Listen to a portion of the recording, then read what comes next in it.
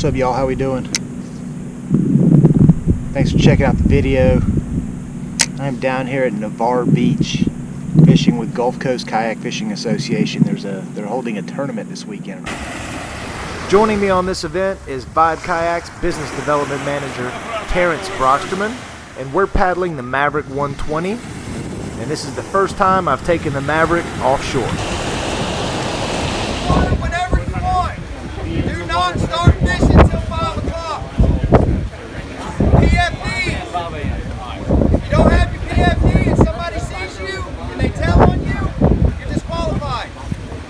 You have to wear your PFD. Light above your head. If you launch before daylight, you have to have a light.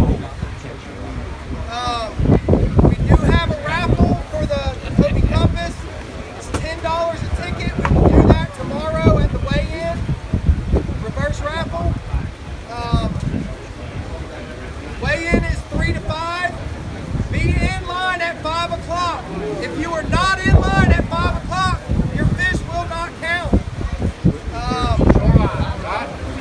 All the details will be on the Facebook page.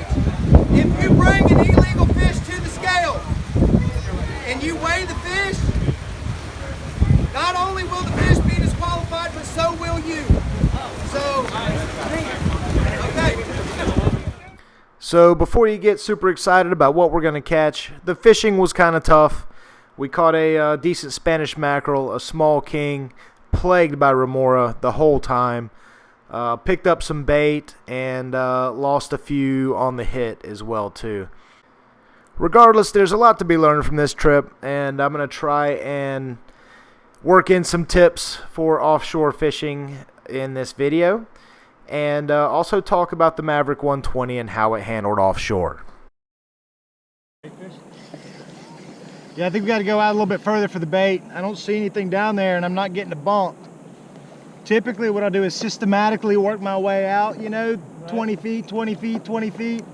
Once you find the bait, they'll usually hang in that area. I don't see anything on the surface though.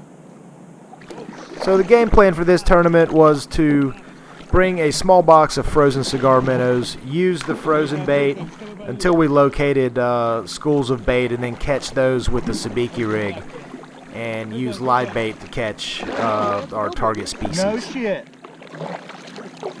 That's a remora. Is it a remora? I can't tell. Well, you tell me. Hang on, bring him up. Yeah, it's a remora. Yep, trash fish. So unfortunately for us, we were covered up by remora on this trip. It's like they just followed us around out there. Slow day so far. We got a late start. There's fish out here. You know, you hear them more than you see them, but you know, there's fish breaking the surface. I'm down here with Terrence from Vibe Kayaks, and we're giving the Maverick 120 a spin out here offshore. So far so good, still super stable, handles the waves and the wind pretty well. Had some waves come over the board when we were coming out on the surf, you know, with the surf coming in, but you know, once we got past the surf, you know, there's the top of the board's dry, none of this swells. We got 2-3 foot swells right now. None of that's coming over the board. I know some folks had concerns because it was a flat deck SUP that it's not an all-weather boat, meaning, you know, you're definitely going to get wet, water's definitely going to come over the board, and that's not really the case. You know, if you're lake pond fishing, you know, you can not get wet by fishing the Maverick 120, but out here on the beach, it's not really a problem. So, you know, we expect to get wet breaching the surf, coming out and coming back in. But once we're out here, we're good to go. Slow day of fishing so far. Like I said, 2-3 foot swells. Seems like it's kind of picking up as the day goes on. The tide just changed, and sometimes that'll turn the fish on. So this is another remora hit.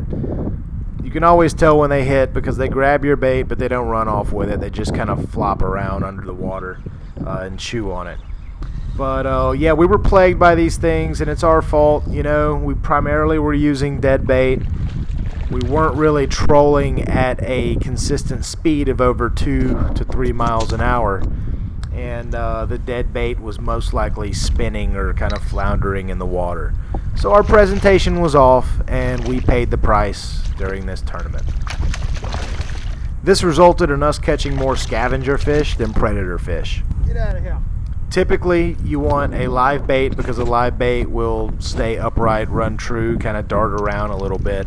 We did catch a few live baits, but when you're offshore fishing, you know, you're going to get hit. You're not always going to hook up, and that was kind of the case on this trip. See if we can get a live bait. Water tend to start to pick up a little bit. When we first got out here, it was swells, kind of smooth.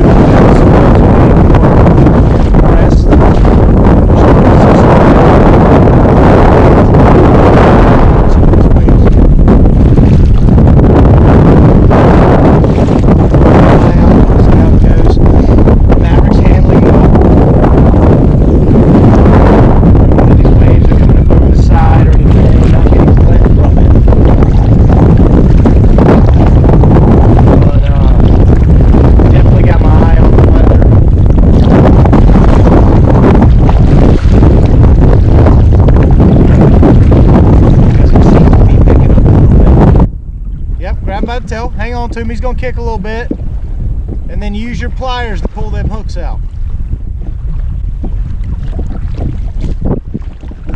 It's starting to get rough out here, isn't it? So I'm very pleased with how the Vibe Maverick 120 handled offshore.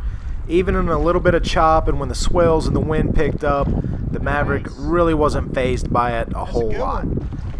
What makes this boat really great and an advantage to us bringing the Mavericks down for this weekend is they stack on top of the car super easy. It's not like stacking 2 kayaks on top of each other. And they're very light and easy to move from the beach to the vehicle. So for the rest of this video, I'm just going to show you guys some pictures I took at the weigh-in. The Gulf Coast Kayak Fishing Association did a fantastic job organizing and putting on this event. We drove down from Atlanta, Georgia, which is about a 6.5-hour ride. It's totally worth it, though, to come down and do some offshore kayak fishing, visit with some old friends that we typically only see on Facebook, and also make some new friends as well. We had a blast. We'll be back for more. This fall, we're coming down for the King of the Island offshore kayak fishing tournament held in Pensacola. So come on down and join us on that one.